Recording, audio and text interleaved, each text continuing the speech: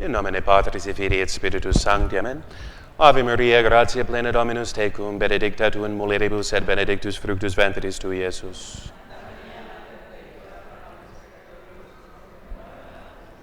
Sede sapientiae, ora pro nobis, Sancte Tom Aquinatis, ora pro omnis angeli custodes, orate pro nobis. Patris et Filii et Spiritus Sancti. Amén. Bien, entonces, pues hoy será pues una meditación litúrgica, ya que en esta semana viene la ascensión de Cristo.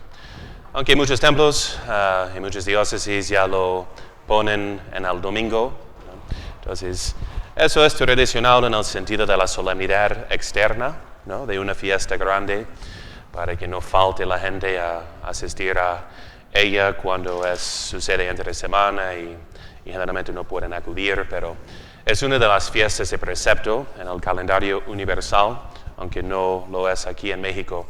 Entonces espero que recordemos que es el jueves, y fue un jueves cuando el Señor ascendió o subió al cielo.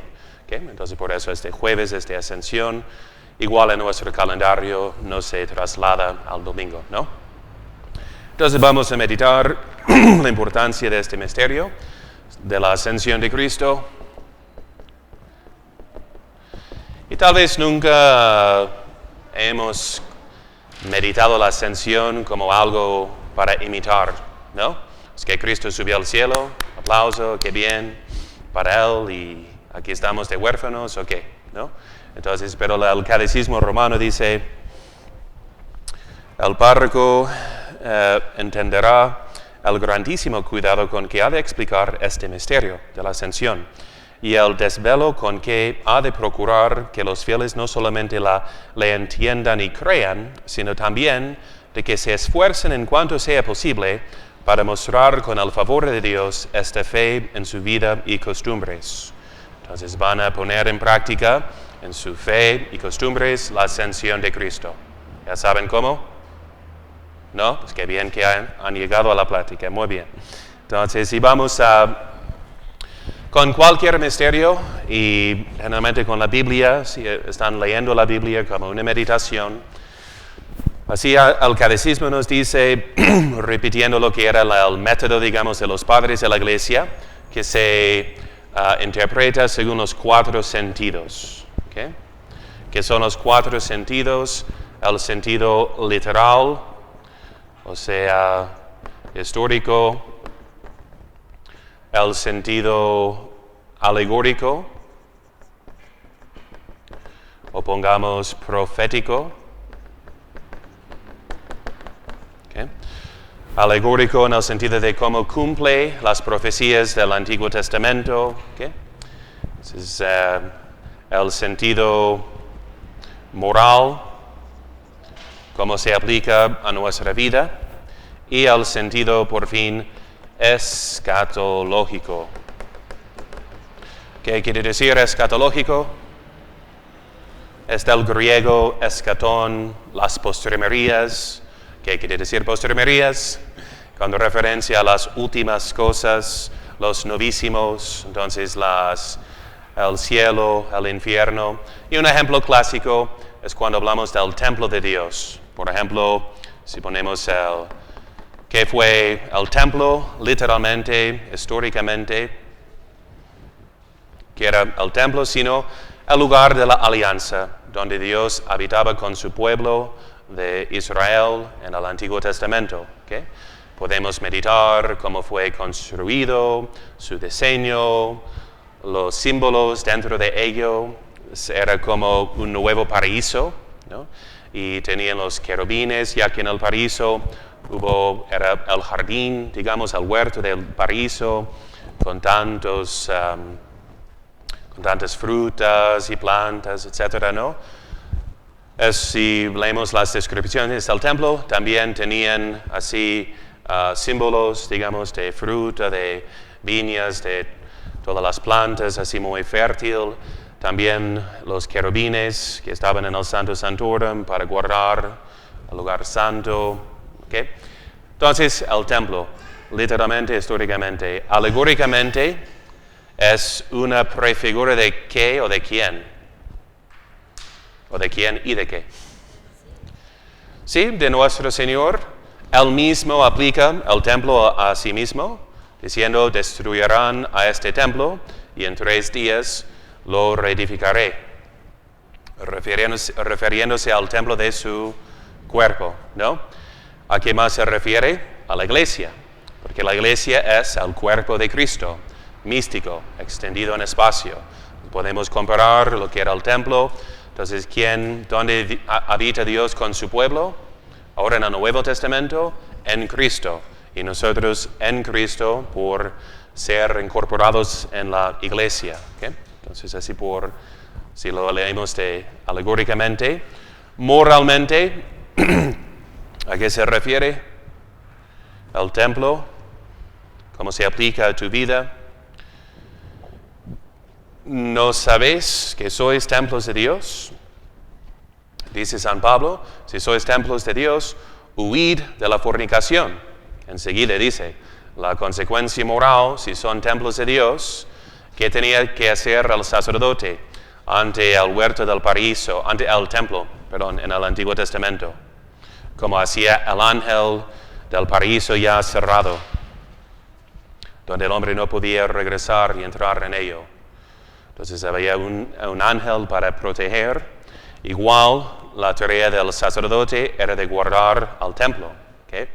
Entonces, en contra de cualquier profanación. Entonces, si somos templos de Dios, ¿cómo nos portamos? ¿Verdad? ¿Cómo andamos? ¿Conscientes de esa dignidad? ¿Okay? El templo lleva un velo. ¿Debemos andar medio desnudos?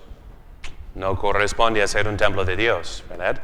Entonces es una profanación del templo, como son los actos impuros, como es el mal hablar, ¿verdad? Entonces que salen palabras sucias de un templo de Dios, qué feo, ¿ok? Entonces, moralmente, ven cómo se aplica. Y escatológicamente, ¿verdad? Cómo se aplica al fin de los tiempos, se menciona explícitamente en el Apocalipsis. ¿Se acuerdan?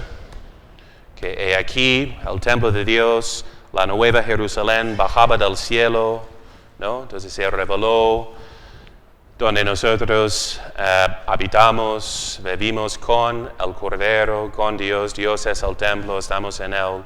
¿Okay? Entonces prefigura también el templo que es el cielo, la nueva Jerusalén, de estar con Dios. ¿Okay? Bien, entonces ven, eso es la manera de interpretar la Biblia. Obviamente, por la influencia del racionalismo, que es poco racional, tratan de limitar o reducir el sentido nomás al sentido histórico, porque niegan la providencia divina. Pero es tonto porque si nosotros como hombres podemos hablar de doble sentido, ¿okay? Aunque bien o mal, ¿verdad? Entonces, pero todos, los buenos y los malos, saben hablar de un doble sentido para decir algo implícito en una frase, pues Dios por excelencia. Y dice la Iglesia que Dios escribe con los hombres y los eventos humanos como nosotros escribimos con la pluma o con el marcador. ¿Okay? Entonces Dios puede por su providencia dirigir así los eventos humanos en prefigura de eventos, ¿verdad?, futuros. Bien, preguntas sobre este punto. Entonces es tan importante para tener el sentido católico porque el modernista, racionalista niega la profecía. ¿Okay? O otra trampa que hacen y tengan entendido de que los errores son normalmente basados en una falsa dicotomía. ¿Cristo es Dios o es hombre? Tenemos herejías de ambos lados diciendo que era solamente Dios, solamente hombre. No, es verdadero Dios y verdadero hombre, ¿okay? De naturaleza. ¿Es por la gracia que Dios nos mueve o es por la libertad humana? ¿No? Entonces, pelagianismo, quietismo, son los dos, ¿okay? ¿Veneramos a Cristo o veneramos a María y los santos? ¿No? ¿Están opuestos? No. Entonces, a los dos, ¿ok? Veneramos a Dios en los santos, ¿ok? Y Entonces, ¿es un sentido literal o un sentido alegórico? Los dos. Porque la otra trampa que pueden ver, por ejemplo, en Joseph Fitzmyer, jesuita, biblista, y él interpreta, es de moda interpretar todo como si fuera simplemente una alegoría, ¿no? Por ejemplo, Cristo fue a Egipto. ¿Okay? ¿Qué significa alegóricamente? Salió de Egipto como el pueblo de Israel bajo Moisés y quien por fin los guió y los condujo a la tierra santa, la mano derecha de Josué, Yeshua, Jesús, es el mismísimo nombre, ¿okay? En hebreo. Entonces, ¿cómo entender que el Señor fue a Egipto? Porque fue perseguido como niño, igual como estuvo Moisés, y salió de Egipto. Entonces el modernista de ese tipo dirá que es nomás Mishnah, es un cuento moral de que Cristo para nosotros es como un nuevo Moisés, pero realmente no fue a Egipto. ¿Okay? Entonces, o puede ser que fue a Egipto y salió y por eso es como un nuevo Moisés. Pero eso implica que Dios dirige las cosas por su divina providencia, que niega el irracionalista, voy a decir, ¿no? Porque cómo negar que Dios Todopoderoso puede dirigir los actos humanos, ¿ok? Bien, ¿me siguen? ¿Preguntas? Ese es el método. Si están leyendo las Escrituras, obviamente si siguen la catena áurea como ayuda para meditar, por ejemplo, pueden poner, ya saben, ¿no? Con la Ipieta. Por ejemplo, aquí ponen el texto, viene la fiesta de la ascensión de Cristo. Ok, entonces voy al Evangelio San Mateo 28, 16 a 20. Okay? Ahí tienen el texto, en la Ipieta bajo así la fecha. Okay? Y luego pueden poner aquí en la crucita que sale. Dice otras versiones de la Escritura, también catena y lápide. Okay? Está conectado con la versión que tengo en inglés, que tiene el comentario de Cornelio a lápide, buenísimo, jesuita del siglo XVII, comentó cada versículo de la Biblia. ¿No? Son como 25 tomos que tenemos de sus comentarios, o 20 tomos. Entonces no está en español, está en inglés, mucho del Nuevo Testamento, ¿no? Okay. Entonces por eso debían haber prestado atención en sus clases de inglés. No lo necesito. Yo no voy a visitar Inglaterra. Okay. No, entonces, de catena áurea, si pones eso sí está en español, y es cada versículo del Evangelio comentado por los padres de la Iglesia y recogidas, digamos, sus citas por Santo Tomás de Aquino. Entonces, aquí te da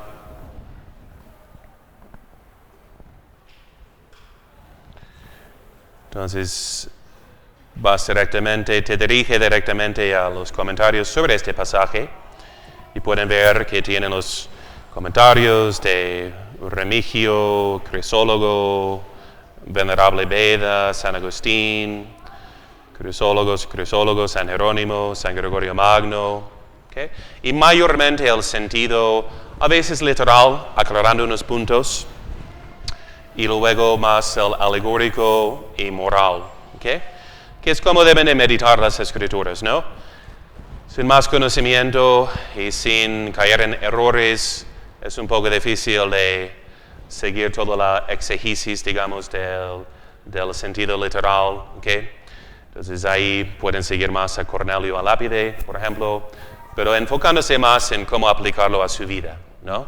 Porque no están en la meditación para salir como teólogos, sino pues sí para robustecer las convicciones de la fe, pero más para vivir la fe, ¿verdad? Y practicarla, ¿ok? Bien, entonces vamos a preguntas.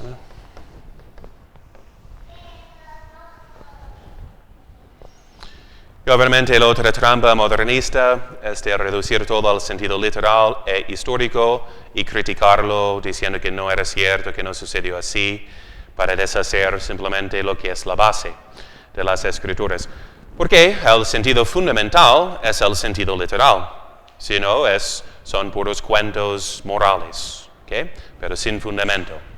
Entonces, el sentido literal e histórico, ¿qué es? Y aquí tenemos la descripción de San Lucas. Y San Lucas se presenta como historiador. Y aquí Teófilo, que hizo investigación de todo lo que ha sucedido con nuestro Señor y pues obviamente habló con la Santísima Virgen porque narra la conversación que sucedió entre ella y San Gabriel, el arcángel. Entonces se presenta como historiador, es muy culto, su griego es muy culto, es médico también y artista, ¿no? Se atribuyen varias imágenes a él, la Virgen de Czestochowa, la Virgen de Guadalupe, de España, la estatua. Entonces dice, he tratado en mi primer libro, su Evangelio, de todas las cosas que obró y enseñó Jesús hasta el día en que después de haber instruido por el Espíritu Santo a los apóstoles que él había escogido, se subió a los cielos, mostróse también vivo a sus discípulos, después de su pasión con muchas pruebas, apareciéndoseles durante 40 días y hablándoles del reino de Dios. ¿No? Y al decir esto, viéndole ellos, se fue elevando por los aires. Así lo narra como hecho histórico, que a los 40 días subió al cielo, después de haber comprobado su resurrección física a los apóstoles. Entonces, ¿y qué pruebas demostró de su resurrección física? Y aquí el modernista niega que resucitó físicamente. Pero ustedes saben de lo mucho que saben del Evangelio. Entonces, ¿qué dice? ¿Qué son los sucesos, acontecimientos con los apóstoles para comprobar que es un cuerpo físico, el mismísimo? Comía con ellos. Y comía con ellos para que vean que no soy un fantasma, sino que tengo carne, hueso. ¿Qué más? Santo Tomás metió su mano en su costado, las mismas heridas que tenía. ¿Okay? Entonces, él mismo lo enfatiza para que vean que no soy fantasma. ¿Okay? Entonces, pero a la vez, vemos que es diferente, es superior, es espiritualizado, digamos, ¿no? ¿Y de qué manera? Que son las referencias que indican que es un cuerpo ya ennoblecido.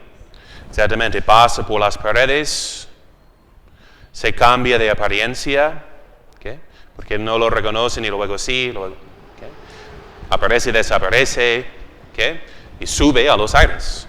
Y decimos que la ascensión es por su propio poder, ¿okay? Por ser hijo de Dios, Él asciende, mientras la Virgen es elevada o asunta al cielo, ¿ok? Pasivamente, ¿bien? Ok, entonces ya se acuerdan de los sentidos de Isaac, ¿bien? Que es nombre de nuestro seminarista, para que recen por él, ese tiempo pascual. Entonces, las 4 propiedades del cuerpo resucitado son inmutabilidad, impasible, es sutil, es ágil y es, digamos, claro, de claritas, de claridad, como brillante. No puede padecer, sutil en el sentido de que puede pasar por la pared, una sutileza de la materia. ¿Es posible? Pues hasta la física nos dice que parece que este pizarrón es sólido, pero si lo examinamos a los detalles, son muchas partículas, digamos, vibrando juntas. Entonces, hasta ahí entra el misterio de qué es la materia, ¿no? Y tiene cierta sutileza. Si fuera muy refinada, ya pueden ver cómo puede pasar por... Igual hablamos así de la virginidad física de la Virgen María en su parto, en el parto, ¿no? Por un misterio porque el Señor incluso en su vida, antes de tener su cuerpo resucitado, por el poder divino que tiene sobre ello, se manifiesta en la transfiguración, con este claritas, por ejemplo, ágil, de modo que puede moverse a la velocidad de pensamiento, por eso aparece, desaparece, y glorioso, ¿okay? A veces, igual la sutileza con la voluntad de poder cambiar la apariencia, ¿okay? Eso vemos en santos que tienen el don de bilocalizarse, ¿no? Tienen poder ¿okay? Entonces, y de claridad, como es glorioso, ¿okay? Bien. Ok, entonces el sentido literal histórico ya no lo vemos en la tierra.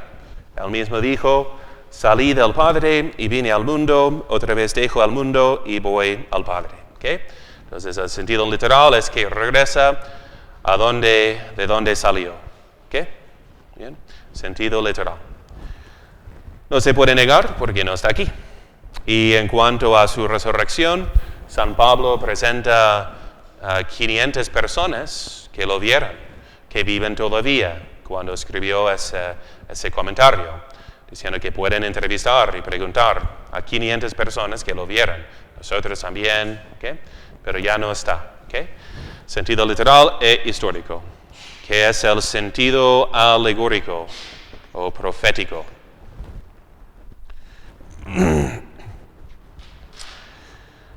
Okay. Primeramente tenemos la cita de San Pablo a los Filipenses 2:6, el cual, siendo en forma de Dios, no tuvo por usurpación el ser igual a Dios, sino que se despojó o se anonadó a sí mismo, tomando forma de siervo, hecho semejante a los hombres. Y, hallado en la condición de hombre, se humilló a sí mismo, haciéndose obediente hasta la muerte y muerte de cruz. Por lo cual Dios también le exaltó hasta lo sumo y le dio un nombre que es sobre todo nombre, para que el nombre de Jesús se doble toda rodilla de los que están en el cielo y en la tierra y debajo de la tierra, y toda lengua confiese que Jesucristo es el Señor, para la gloria de Dios Padre. ¿Hicieron genuflexión? No, pues qué flojos, ¿no? Entonces, que no olvidemos a inclinar la cabeza, ¿no? Si dice que propiamente es una genuflexión, es a lo menos de lo mínimo, ¿no? ¿Okay? Entonces, ¿qué es el sentido alegórico o profético? Para que no piensen que es una nomás alegoría simbólica, que es basado en el hecho histórico. ¿Qué significa? ¿Okay? Significa que sube a lo alto del cielo porque había bajado a lo profundo del infierno. ¿Okay? Que infierno, al limbo, infiernos quiere decir abajo. ¿Okay? Hay el infierno de los condenados, el infierno de los justos, o limbo decimos, ¿no? Un lugar de espera para salir, y el limbo de los no bautizados. ¿Okay? Entonces, ¿qué significa? Pues su triunfo, por haberse anonadado, ahora está exaltado. ¿Okay? Entonces, y para recibir pues la gloria que le corresponde, ¿okay? Como el que ganó la victoria en la batalla, que tiene tantas heridas, pero ahora se ven gloriosas. Por lo que sufrió para lograr la victoria, ahora está glorificado. ¿Okay? Entonces, ¿y qué más hace entrando en el cielo? Abre el cielo por la primera vez. Y decimos que los que fueron resucitados, como se menciona en el Evangelio, que se vieran justos del Antiguo Testamento andando por Jerusalén. ¿Okay? Entonces, ellos a dónde fueran. Igual el buen ladrón estaba de espera, ¿okay? Para entrar así tal cual en el cielo. ¿Okay? Entonces, o primeramente, digamos, entra el Señor físicamente. ¿Okay? Entonces, el cielo es un lugar. Definimos filosóficamente o físicamente lugar por la materia extendida en ello. ¿Okay? Entonces, lo que sean los demás referentes del lugar en el cielo, quién sabe, o cómo se relaciona con nuestro mundo, como lo conocemos, Dios sabe, pero a lo menos si está su cuerpo resucitado, que tiene materia, aunque sea muy refinada y espiritualizada, en cierto sentido, hay espacio. ¿Bien? Entonces, cómo se relaciona con aquí, no sabemos. ¿Okay? ¿Dónde está exactamente? Dios sabe. ¿Okay? Bien, entonces, porque ¿quién estaba guardando el paraíso? Un ángel del Señor, ¿okay? Igual como en el santuario del Santo Santorum. E igual aparece un ángel en esta escena de la ascensión. Sí, ¿no? Sí. Sí. ¿No? Sí, sí, sí. Entonces, ¿qué dice el ángel? Aparece y dice, ¿qué hacéis? Estándose ahí ociosos, ¿no? Es que el mismo Jesús que viste subir al cielo, vendrá de nuevo. Entonces, échenle ganas, ¿okay? Pónganse a trabajar, porque ya va a venir a juzgar a los vivos y a los muertos. No se queden así nomás mirando, ¿okay? Entonces tenemos que ponerlo en práctica, ¿okay? Entonces hay un ángel, ¿verdad? En este momento, cuando sube, menciona también las nubes, ¿no? Por los aires. Tengo que verlas. Lo cuenta San Marcos y San Lucas. A ver si menciona nubes, porque eso simboliza la presencia de Dios, ¿okay? En el Antiguo Testamento, como en la Virgen del Pilar, baja entre nubes, ¿okay? Ok, entonces cerrado por desobediencia, ahora está abierto por la ascensión de Cristo. Y en el paraíso, el hombre tenía el privilegio de andar con Dios. ¿Okay? Y ahora el cielo está abierto para que tengamos acceso. ¿Qué pasó con la muerte de Cristo? Se rasgó el velo del templo de arriba para abajo, hecho de vino, porque era muy grande, muy alto y muy grueso. Entonces simboliza que ya no hay esta separación. Ya tenemos acceso a Dios no en el templo de Jerusalén, sino en Cristo, ¿okay? El nuevo templo. Y eso es como debemos entender los comentarios de San Pablo a los hebreos. Porque no entró Cristo, y a quién está dirigida esta carta, a los conversos sacerdotes y levitas, ¿okay? Judíos.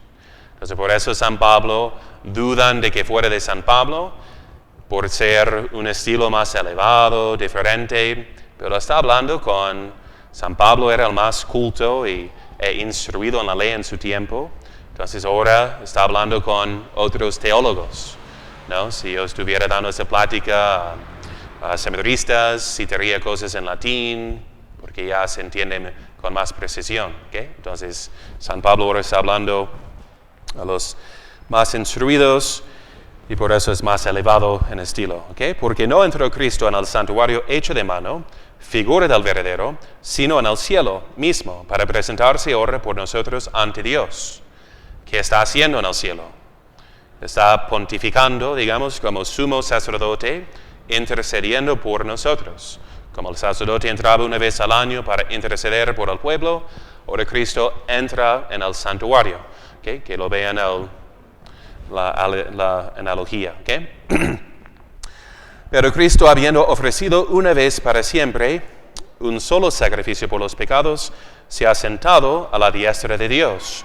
De ahí en adelante, esperando hasta que sus enemigos sean puestos por estrado de sus pies. ¿Okay?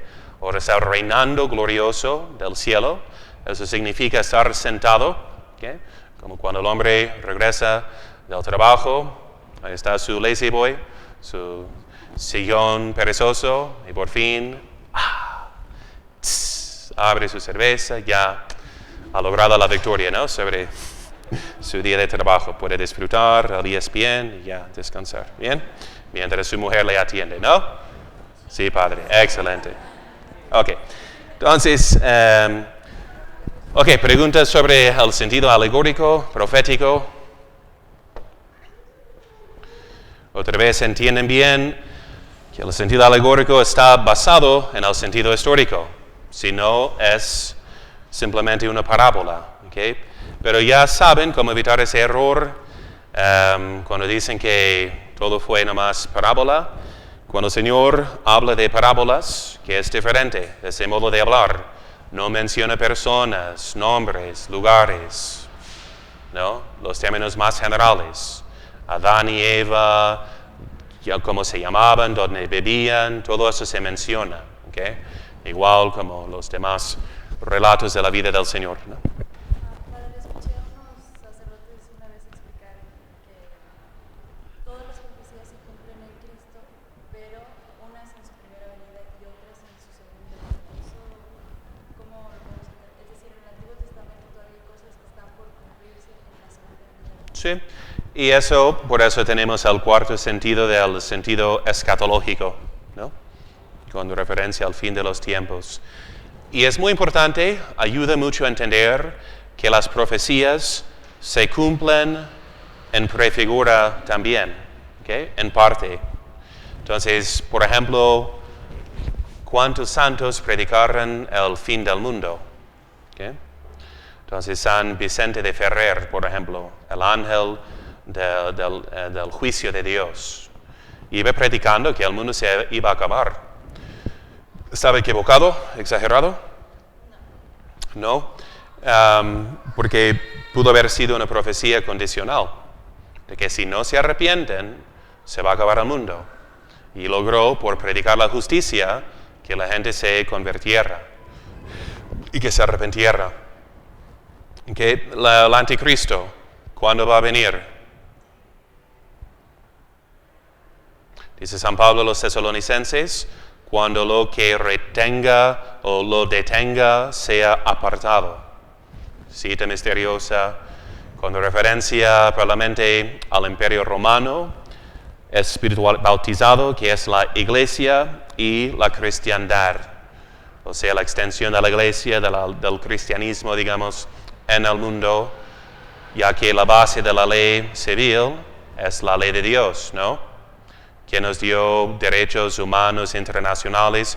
Todo ese desarrollo fue por los teólogos católicos, especialmente con el descubrimiento de las Américas, ¿no?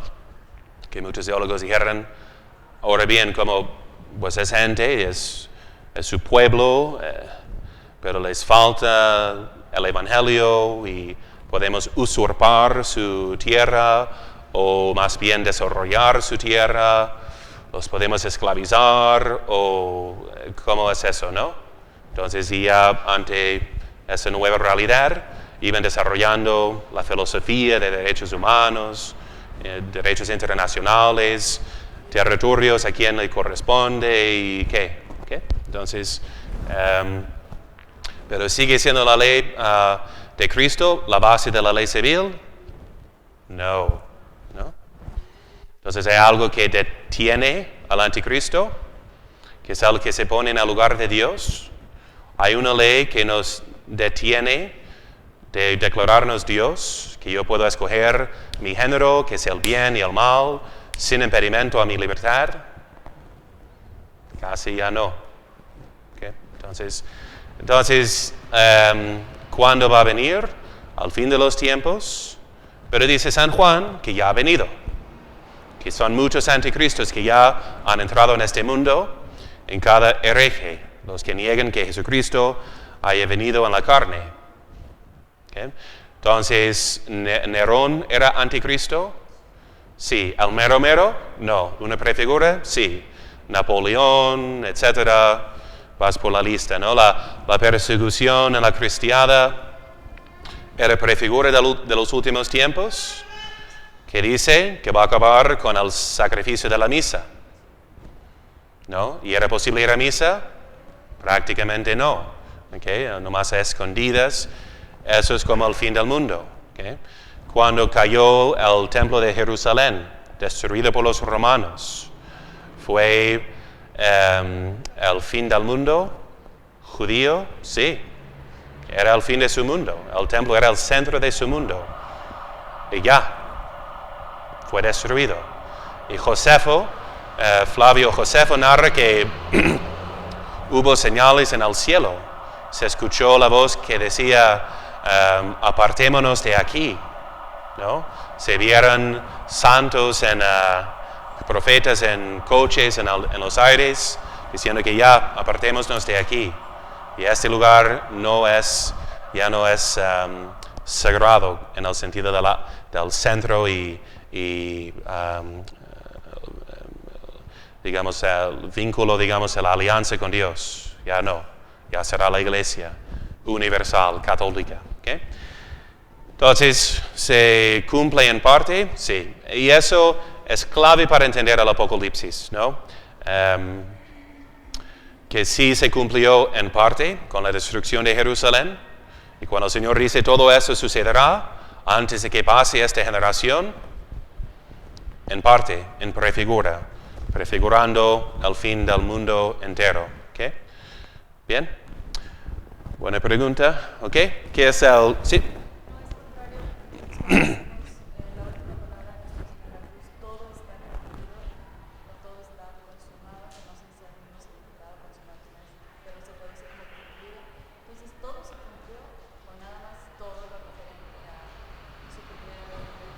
Yo creo que, en mi opinión, el consumatum est, que es consumado está, se refiere primeramente a su sacrificio. ¿Cuántas veces habló de su hora venidera? ¿Okay?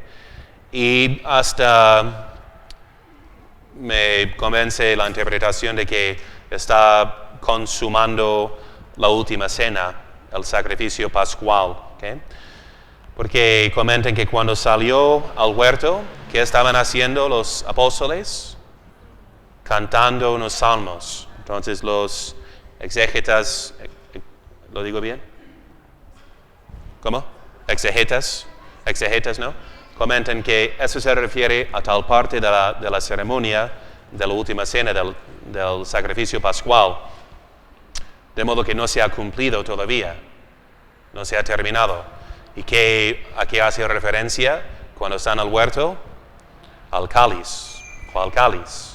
Tomaban como 4 cálices, ¿no? Entonces de vino.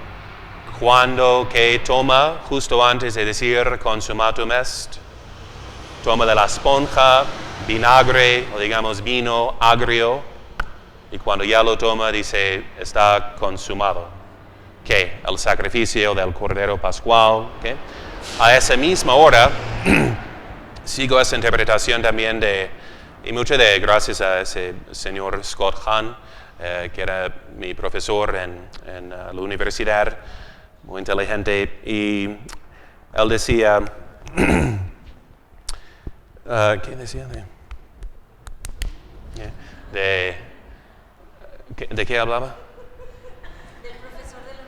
Sí, ya en ese estoy. Pero el consumatum est.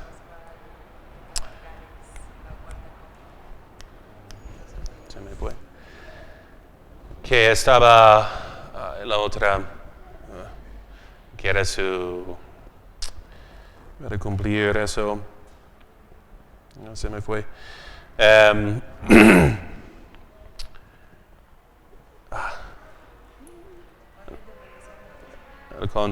Está consumando este sacrificio. Ok, la interpretación porque menciona San Juan que a esa misma hora estaban inmolando los corderillos. ¿Qué hubo? ¿No?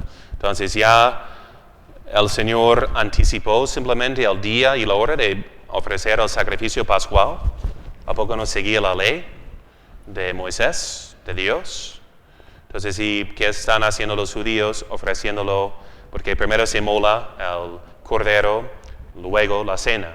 Entonces el Señor ya al día siguiente al día anterior ya había comido la cena pascual, mientras en el Viernes Santo ellos están inmolando a los corderos.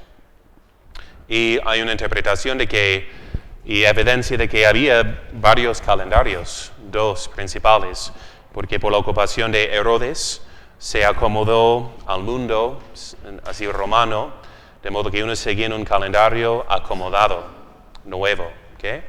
Mientras hubo, por ejemplo, han escuchado los esenios, que vivían ya fuera de Jerusalén, no querían nada que ver con Jerusalén porque ya era corrupta, ¿no?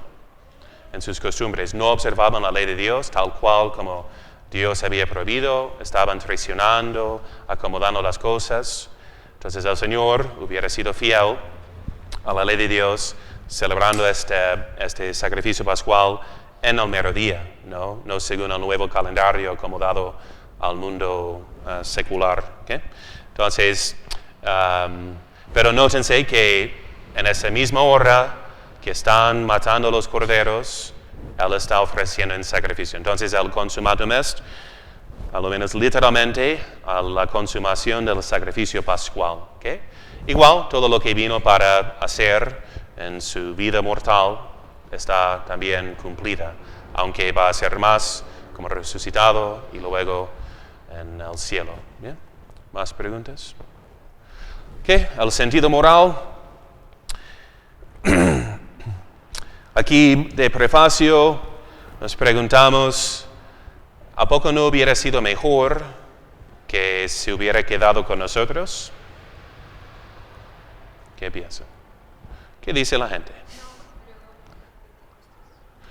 Entonces, pero pudimos haberlo visto, platicado con Él, comprobado también la resurrección, ¿verdad? Tenerlo como amigo en Facebook, tenerlo en WhatsApp para mandar un mensaje.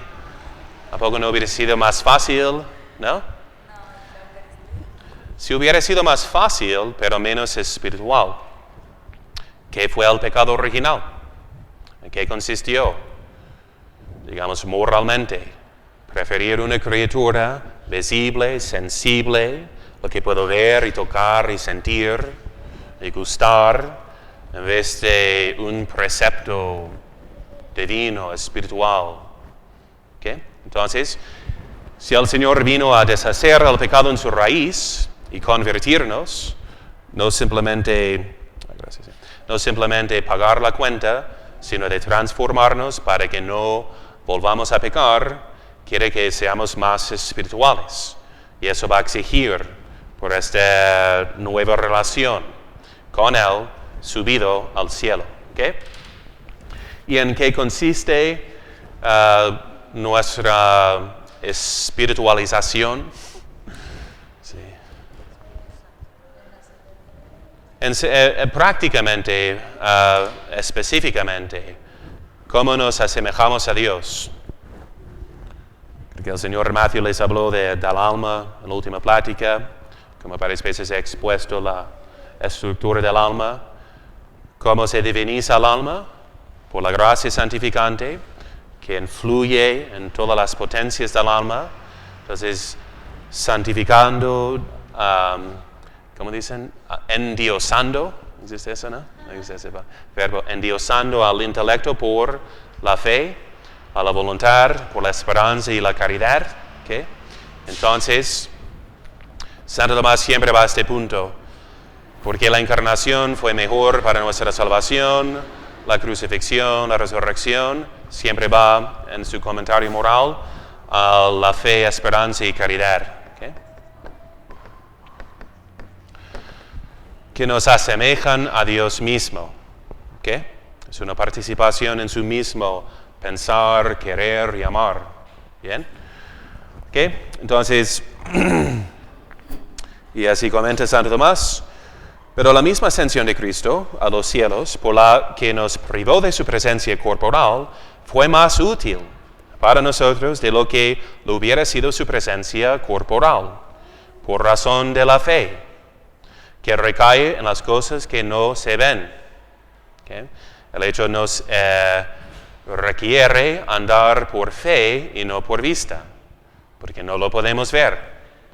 ¿Y eso es mejor? Sí. Porque si andamos por fe, pues más bien nosotros nos elevamos hacia Dios, en vez de Él bajándose a nosotros. ¿Okay? Ahora es para así ascender, subir a nosotros, ennobleciéndonos de esta manera divina. Por lo cual dice el mismo Señor que cuando venga el Espíritu Santo, convencerá al mundo en lo referente a la justicia, a saber, la de aquellos que creen, como dice San Agustín. Porque la sola comparación de los fieles con los infieles es una censura. Por lo cual añade porque voy al Padre y ya no me veréis. Bienaventurados pues los que no ven y creen. Y así nuestra justicia será aquella de la que el mundo será convencido, porque creéis en mí, a quien no veréis. Luego, entonces, así soluciona nuestro materialismo, sensualismo, por exigir que lo veamos por fe, no por visión corporal. Segundo, para mantener levantada la esperanza, de donde él mismo dice, cuando yo me haya ido y os haya preparado el lugar, volveré de nuevo y os tomaré conmigo, para que donde yo estoy, también estéis vosotros. Por el hecho de haber situado Cristo en el cielo, la naturaleza que tomó, nos dio la esperanza de llegar ahí, porque donde estuviere el cuerpo, ahí se reunirán también las águilas. Por eso dice también, sube abriendo el camino delante de ellos. ¿Okay? ¿Cómo nos aumenta la esperanza? Sabemos que el cielo está abierto. ¿Y qué dice? Sino que va ahí para prepararnos nuestra morada. ¿Okay? Entonces tómalo en serio, no nos corresponde el cielo. Por nuestros pecados está cerrado. Entonces, ¿vamos a estar condenados? Sí, menos que el Señor nos lo abra. Entonces está abierto. Y no solamente está abierto para Él, sino nos llama. ¿Ha tomado santos ya al cielo? ¿Sí? A lo menos la Virgen Santísima, ¿no? En su asunción. Y hace referencia a la primera resurrección después de su muerte. Probablemente hay unos santos del Antiguo Testamento. No hay ninguna reliquia de San José. Se supone que seguramente así cuidó de su padre adoptivo, ¿no? Entonces, nos creemos en la resurrección de la carne. ¿Okay? Toda la esperanza está ahora fundada en Cristo, en su ascensión. Que sabemos, el que vive y cree en mí no morirá eternamente. Hasta el cuerpo mismo será revestido de gloria. Bien. Y tercero, para elevar hacia los bienes celestes el afecto de la caridad. De donde dice el apóstol, buscad las cosas de arriba, donde Cristo está sentado a la diestra de Dios. Aspirad a las cosas de arriba, no a las de la tierra.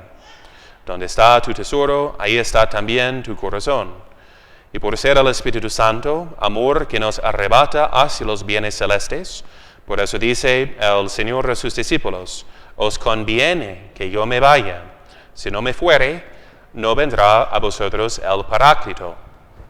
Pero si me fuere, lo enviaré a vosotros.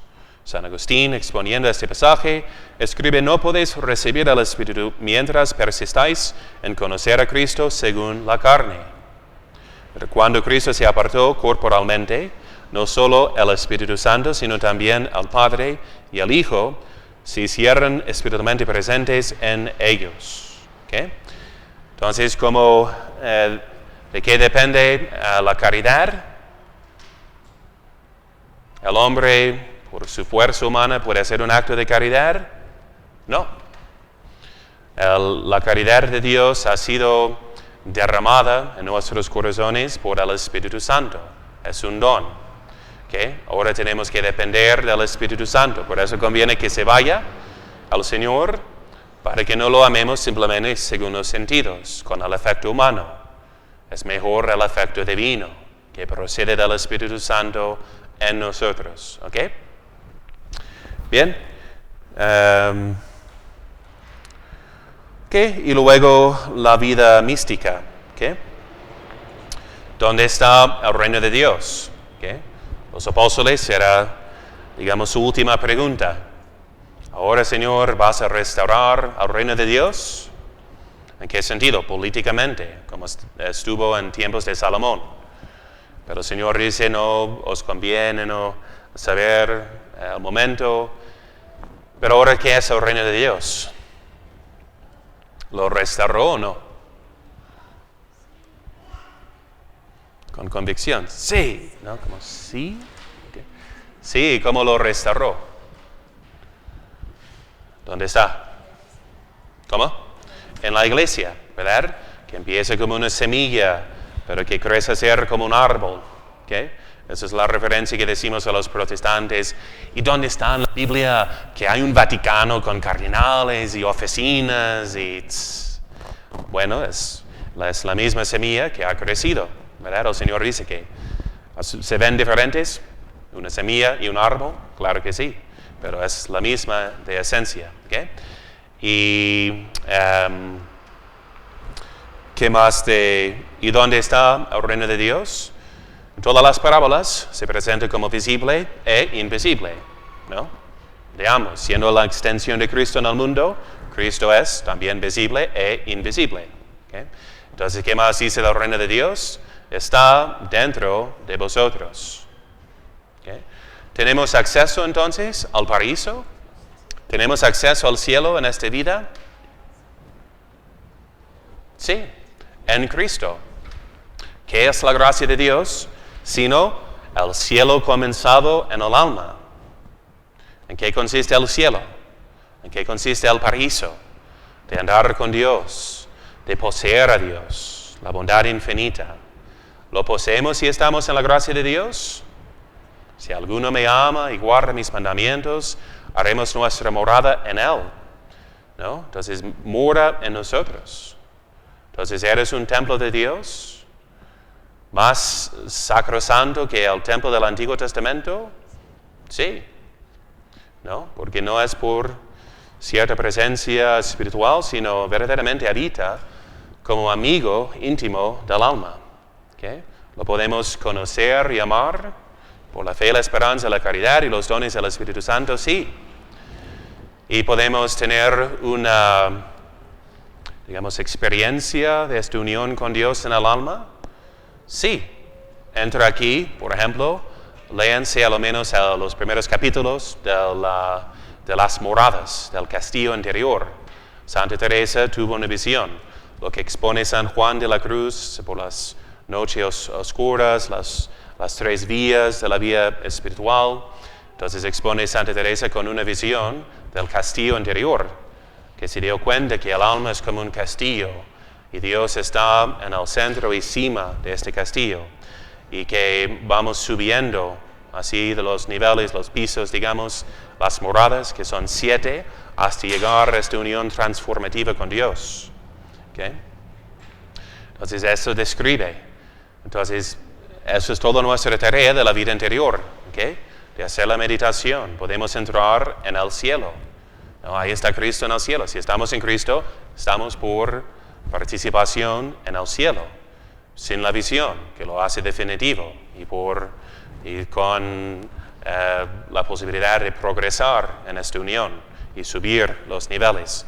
Pero dicen al principio, estamos más en el mundo, ¿verdad? Donde están todas las serpientes, reptiles, ruido, basura, nos ensucia, nos confesamos, nos refugiamos en la planta baja, donde escuchamos todavía todo el ruido, que a veces nos trae a ver, ¿pero qué está pasando? A ver, mueve.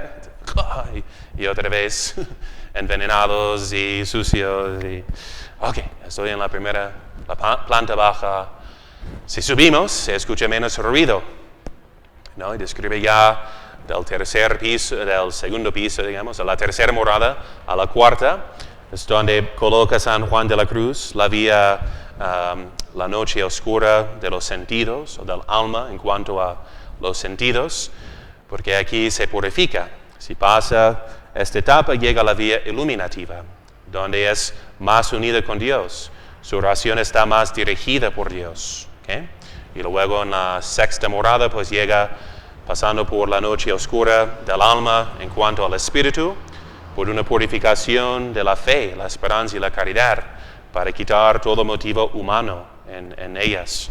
De modo que ya el alma está en esta unión transformativa con Dios. Es más, como puede decir con San Pablo, ya no soy yo que vivo, sino Cristo que vive en mí, ¿verdad? Que los que son hijos de Dios son dirigidos por su espíritu, ¿verdad? Hacen todos sus actos y modo de pensar y actuar. Es Dios obrando a través de ellos, ¿no? Por excelencia. ¿Okay? Entonces, la fe, la esperanza, la caridad y la vida interior. Pero piensa en la ascensión de Cristo. ¿Okay?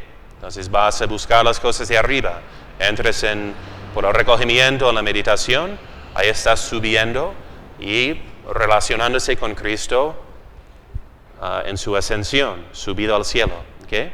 Nos vamos acercando a Él.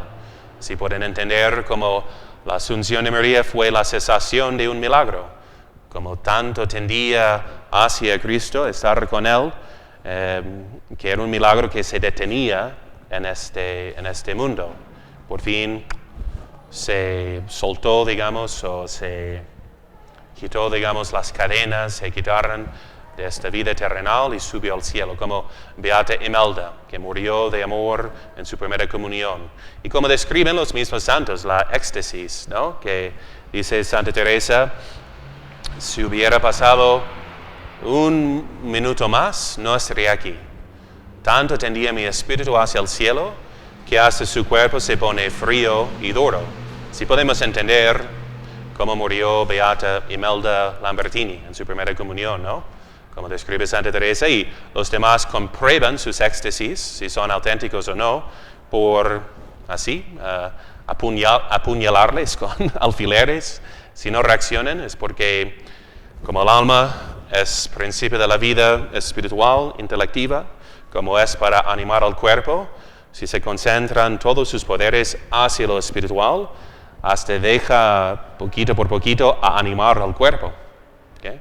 Que se hace duro y frío. Bien. Ok, entonces, y el sentido escatológico, bueno, hay una cita, ¿no?, sobre eso para que se animen ante ese reproche de Santa Teresa. Dice San Juan de la Cruz, después de describir las sublimes alturas de la unión transformativa en las que las almas unidas a Dios, estos mismos bienes poseen por participación que Él por naturaleza, por lo cual verdaderamente son dioses por participación, iguales y compañeros suyos de Dios. Y exclama Santa Teresa, oh almas criadas para estas alturas, grandezas, y para ellas llamadas, ¿qué hacéis? ¿En qué os entretenéis? Vuestras pretensiones son bajezas, y vuestras posesiones miseria. Oh miserable ceguera de los ojos de nuestra alma, pues para tanta luz estáis ciegos, y para tan grande voces sordos, no viendo que en tanto buscáis grandezas y gloria, os quedáis miserables y bajos, de tantos bienes hechos ignorantes e indignos. ¿Okay? Si supiéramos el don de Dios. ¿Okay? Bien, el sentido escatológico, obviamente dice el ángel, varones de Galilea, ¿por qué estáis mirando al cielo? Este Jesús que de entre vosotros se ha subido al cielo, así volverá, como le habéis visto irse al cielo. Ha de venir a juzgar a los vivos y a los muertos. ¿Okay? El reino de Dios ahora depende de nosotros. El jueves de Ascensión vamos a pagar el cirio pascual, después del Evangelio. Qué triste, ¿no? Qué choque nos da de, ya no está aquí, se fue, como el humo. Entonces, pero cuando entró en la vigilia pascual, después de su pasión y muerte, ¿no? Lumen Christi, Deo gratias, está con nosotros. ¿Ustedes nomás vieron y admiraron esa luz del cirio pascual o la recibieron? ¿No vinieron a la vigilia pascual? ¿Flojos? Ok. No. Entonces, sí, en la vigilia pascual, entonces recibimos de su luz, ¿no? En nuestra vela también, ¿ok? Entonces, ahora vosotros sois la luz del mundo. Ahora la salvación del mundo depende de nosotros. Porque es así, vayan al grano de que Cristo quiere deshacer el pecado en su raíz. ¿En qué consistió el pecado original? Además del sensualismo, materialismo, soberbia, era también la falta de caridad fraterna, ¿no? ¿Quién traicionó a quién? La mujer al hombre, y el hombre a la mujer, por estar ausente. Él era la cabeza, ¿no? Y no hizo nada, no tomó responsabilidad. ¿Qué pasó con sus hijos? Caín se levantó a matar a Abel. Entonces, si el Señor quiere deshacer el pecado humano en su raíz, que consiste en la falta de caridad, va a ser que la salvación de nuestro prójimo depende de nosotros, y nuestra propia salvación. ¿Okay? Que no pensemos, pero yo tengo la fe, Si él no tiene la fe, nunca recibe la fe, ¿se va a condenar? ¡Ay, qué triste, qué exigente Dios! No, tú eres la luz del mundo. Y si tú no compartes esta luz, si la escondes bajo el celamín, si del talento que has recibido presentas el mismo talento al Señor, ¿te vas a salvar? No. Entonces, tenemos que evangelizar y así extendemos el reino de Dios, así lo restauramos en este mundo. Y vemos que ellos salieron, los apóstoles, y predicaron en todas partes con la ayuda de Dios, con la ayuda del Señor que confirmaba su doctrina con los milagros que la acompañaban. ¿Okay? Para que no nos desanimemos pensando pero el mundo no quiere escuchar el Evangelio, no les va a gustar, entonces es mejor quedarme callado. ¿Okay? Primeramente, predicamos con nuestro ejemplo. ¿Okay? El pecado es lo que hace al hombre infeliz. Si nosotros somos felices, una felicidad que no depende de que tengamos muchas cositas y sentimos muchos placeres, pero somos más felices y con más paz que ellos lo van a reconocer. Es irrefutable. ¿Okay? Entonces habla de obras. ¿Okay? Entonces y además de la doctrina. ¿Okay? Que predicamos. ¿Cómo se van a convencer? No podemos calcular simplemente pero si él vive así, no le va a gustar y ¿para qué? No. Entonces, el Espíritu Santo lo va a iluminar. ¿Cómo empezó el primer sermón de San Pedro en Pentecostés? Regaña a sus hermanos israelitas por haber rechazado al Mesías, al autor de la vida. Qué palabras tan duras. No era muy ecuménico, ¿no? San Pedro. Pero ¿tuvo éxito? Sí, porque Dios derramó la gracia para que se arrepintieran todos y se recibieran 5,000 personas en la iglesia en el primer día de Pentecostés. ¿O 3,000? ¿5,000? ¿No? Sí, lo vamos a escuchar, que vengan a las misas de Pentecostés, que es toda una octava con sus lecturas de cada día en nuestro rito tradicional. Entonces, Dios da la gracia, ¿okay? Que no hay que tomar eso en cuenta. Nosotros sembramos, ¿verdad? Pero Dios da el crecimiento, ¿okay? Entonces, pero que seamos fieles sembrando lo que nos transmitió. Si ya lo aguamos tanto de que ya no sea la buena nueva, sino una nueva chida, de moda, agradable al mundo, ¿Dios va a dar crecimiento a eso? No. Ni va a servir a nuestro prójimo. ¿Okay? Bien, esos son los 4 sentidos de la ascensión de Cristo. Pueden meditar estos puntos en Santo Tomás de Aquino, en su catecismo, que está también en la I-Pieta español. ¿Okay? Si van ahí a donde dice B de verdad o B de edad, ¿okay? Ahí van y ven catecismos, el catecismo de San Pío X, que también tiene su comentario litúrgico, ¿okay? Es bueno repasar esos puntos básicos de qué significa cada fiesta. Y luego en el catecismo, escritos catequísticos de Santo Tomás, ¿okay? Ahí entras, subió a los cielos. Y ¿cómo es su método? Siempre con razones, las razones. ¿Por qué? Por eso es un catecismo sencillo, pero a la vez profundo, que te da las razones más esenciales. Igual en la Suma Teológica, un poquito más difícil de navegar, pero si van a la tercera parte, siempre hay un aspecto de estas preguntas. Vas a la ascensión de Cristo.